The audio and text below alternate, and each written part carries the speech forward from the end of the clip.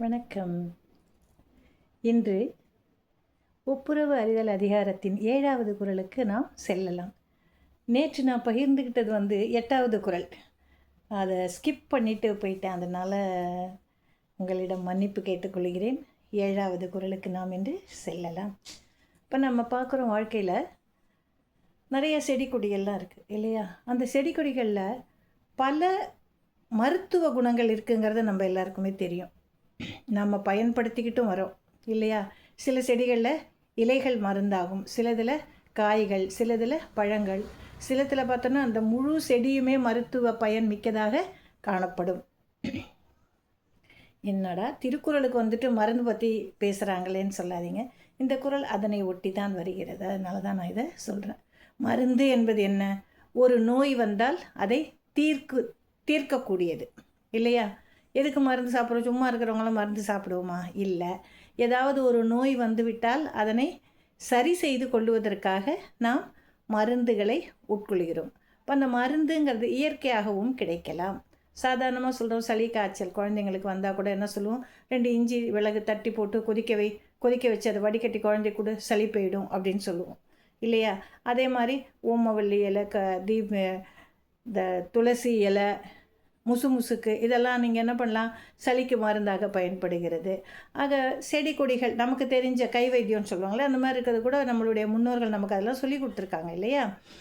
அந்த மாதிரி சில மரங்கள் என்ன பண்ணும் அப்படின்னா, முழுசாக அதனுடைய வேர், தண்டு பகுதி, கிளைப்பகுதி, இலைகள், காய்கள், பழங்கள், பூக்கள் எல்லாமே மருத்துவ குணம் நிறைந்ததாக காணப்படும். அதெல்லாம் பெரிய பொக்கிஷம் இல்லையா? அந்த மாதிரி இப்போது வள்ளுவ பெருந்தகை இது போல மருந்துக்கு பயன்படக்கூடிய மரங்கள் அல்லது செடி கொடிகளோடு எதனை ஒப்பிட்டு பேசுகிறார் அப்படின்னு பார்க்கலாம். அதுதான் இந்த திருக்குறளின் சிறப்பாக நாம் கொள்ள வேண்டும். சரியா? குறளுக்கு போயிடலாம். ஓகே. மருந்தாகி தப்பா மரத்தற்றால் செல்வம் பெருந்தகையான் கண்படின். மருந்தாகி தப்பா மரத்தற்றால் செல்வம் பெருந்தகையான் கண்படின். எவ்வளோ அழகாக சொல்கிறார் பாருங்க. மருந்தாகி தப்பா மரத்தற்றால், ஒரு மரம் முழு மரத்தின் அனைத்து பகுதிகளும் மருத்துவ குணம் நிறைந்ததாக இருந்தால் அது என்ன செய்யும்? அனைத்து மக்களுக்கும் நோய் தீர்க்கக்கூடிய ஒரு பொக்கிஷமாக கருதப்படும். அதே போல நல்ல ஒழுக்க பண்புகளை உடைய ஒரு மனிதனிடம் பெரிய செல்வம் சேர்ந்து விட்டால் அது மக்களுக்கு சிறந்த பணிகளை செய்வதற்காக ஒதுக்கப்பட்டு மக்கள் நலம் பெறுவார்கள். இதுதான் உண்மை. ஆக பெருந்தகையான் கண்படின், பெரிய செல்வனாக ஒருவன் இருந்து விட்டானால், சும்மா இருக்கிறவன்லாம் செல்வந்தர் கிடையாது. ஒழுக்க சீலர்களிடம் பெரிய செல்வமானது மிகுதியாக சேர்ந்து இருந்தால் அது எப்படி இருக்கும்?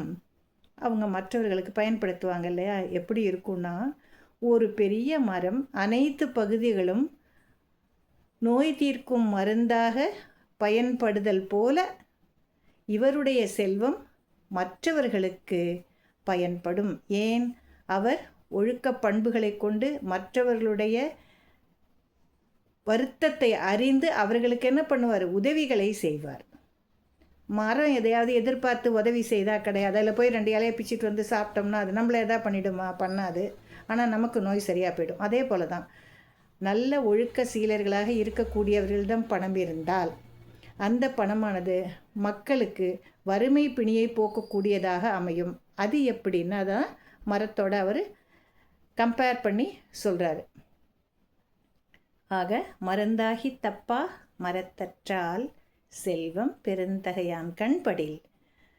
மிகுந்த செல்வத்தை ஒரு ஒழுக்க சீலர்கள் பெற்றால் அந்த செல்வமானது ஒரு முழு மரமும் எப்படி நோய் தீர்க்கும் மருந்தாக மக்களுக்கு பயன்படுகிறதோ அதே போல பயன்படும் என்று இங்கு வள்ளுவ பெருந்தகை நமக்கு விளக்கி கூறுகிறார். இன்று விடை பெறுகிறேன்.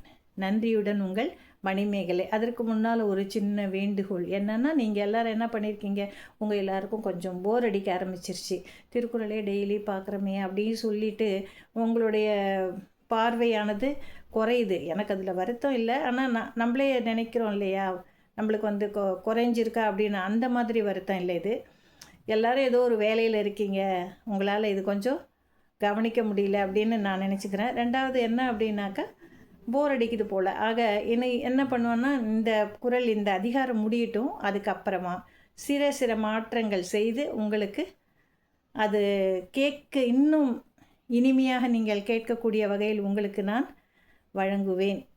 மற்ற செய்திகளையும் அவ்வப்பொழுது பகிர்வேன் என்று உறுதியளித்து விடை பெறுகிறேன்.